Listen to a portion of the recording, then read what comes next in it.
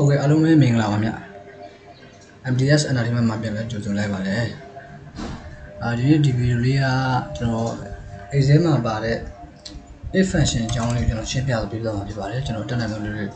hai lần xem biểu biểu mà nhá. If function mà cho nó đúng là lấy số cho nó. If function sai rồi cho nó mình nhà trên luôn mà mình nhà trên IFS rồi sai rồi ba. If function bên quan sát Imagine I have a thing with that. That's why logical test value true value for the bola volume. A logical test ra pratama ji ya mai ha not the kha value true tab bi the ya mai value a4 the ya mai so 3 the ya mai logical test ဆိုတော့ဘယ်လိုပုံစံမျိုးလဲဆိုတော့ကျွန်တော်အခြေအနေတစ်ခုပေါ့ကျွန်တော်လိုချင်တဲ့အခြေအနေတစ်ခုကိုကျွန်တော် logical test ညာမှာရေးရမယ် value is true ကကြတော့ကျွန်တော်အဲ့လိုချင်တဲ့အခြေအနေကမှန်ခဲ့လို့ရှိရင် value is true တန်ကျွန်တော်လိုချင်တဲ့အဖြစ်က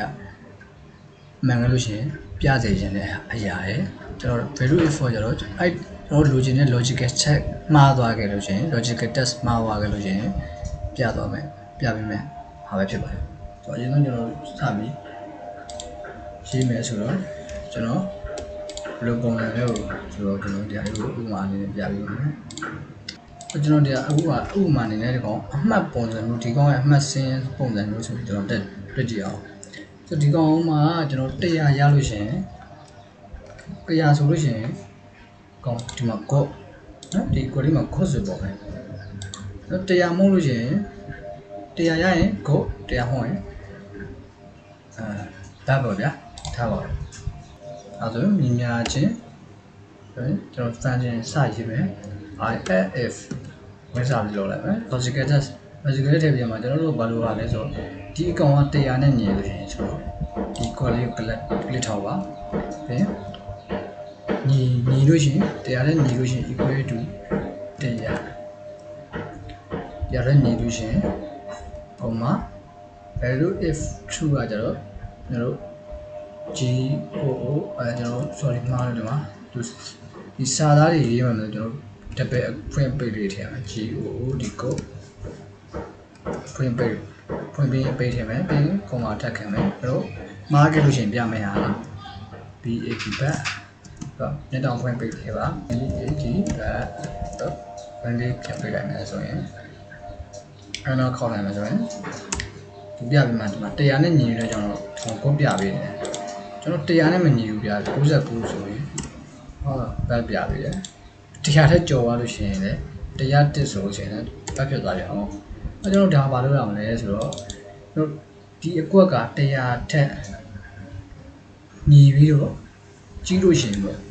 နော်ကြီးလို့ရှိရင်တော့ဘာပဲ greater than less than ဆိုတာလေးကိုကျွန်တော်ထည့်ပေးရမယ်ဒါဆိုရင်ကြီးတဲ့ဟာဒါဆိုရင် greater than ဒါဆိုရင် less than ကျွန်တော်တို့ဒါ100ထက်ညီပြီးတော့ကြီးမယ်ပေါ့နှစ်ခုအခြေအနေတစ်ခုကျွန်တော်ထည့်လိုက်တာဒီ B3 ကညီလဲညီရမယ်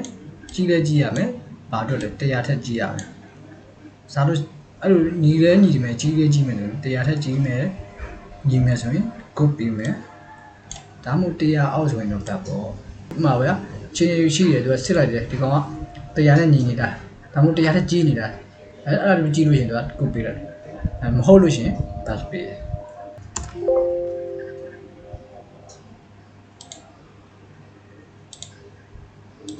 ကို103ဆိုရင်ကိုပဲဟုတ်ပြီနော် okay 103ဆိုရင်ကိုပဲ200ဆိုကိုပဲကျွန်တော်99ဆိုလို့ရှိရင်ပတ်ဖြစ်သွားတော့ပြီဒါ100အောက်100လည်းမကြီးလည်းမကြီးဘူးညီလည်းမညီဘူးဆိုတဲ့ကြောင့်တော့ plus ဖြစ်သွားပါတယ်ဆိုတော့ if function သဘောတရားတွေနားလည်လို့လုပ်ပါတယ်အခုပေါ့ဆန်းရကြည့်ပါif function မှာကျွန်တော်တို့အကျဉ်းအပြင်ပြောရင်ဒါရှေ့ကနေကိုလိုချင်တဲ့ဒီအခြေအနေတစ်ခုကိုကျွန်တော်ထည့်ရမယ်ပြီးရင်အဲ့အခြေအနေမှန်ရင်ပြမယ်ဟာပြီးရင်မှားရင်ပြမယ်စာသားတွေနဲ့ကျွန်တော်ပြမှာဖြစ်တဲ့ကြောင့် table အဖွင့်ပိတ်လေးမမိပါနဲ့ဆိုတော့နောက်တဲ့ကျွန်တော် function အကြောင်းလေးကျွန်တော်ထပ်ပြောပါမယ်ကျွန်တော် channel လေးကိုလည်း like and subscribe လေးလုပ်ထားပြီးပါဦးဗျာ